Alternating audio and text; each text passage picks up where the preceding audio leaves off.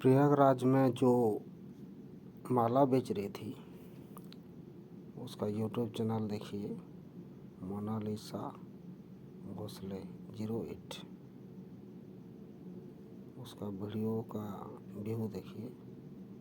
ये एक दिन पहले 27 लाख गया है, 2 दिन पहले 20 लाख, एक दिन पहले 18 लाख, 2 दिन पहले 2 लाख, 6 दिन पहले 2 लाख, 8 दिन पहले 1 लाख, 7 दिन पहले 1 लाख, फिर 7 दिन पहले 1 लाख, फिर 5 दिन पहले 1 लाख। मतलब 15 दिन नहीं हुआ है और इसका टोटल व्यू 30, 50, 60, 70 तो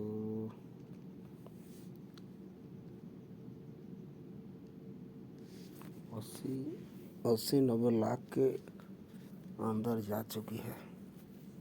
तो आप लोग देखिए कुंभ मेला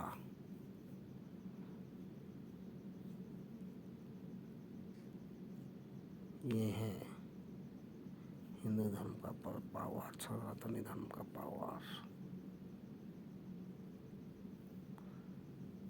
जब घर में बैठी थी वो किसी को नहीं पता, इसको कोई भी नहीं जानता था।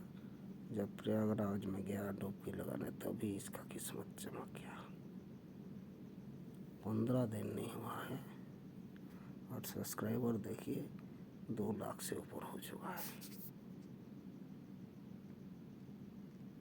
क्या बात है भाई, जय हिंद।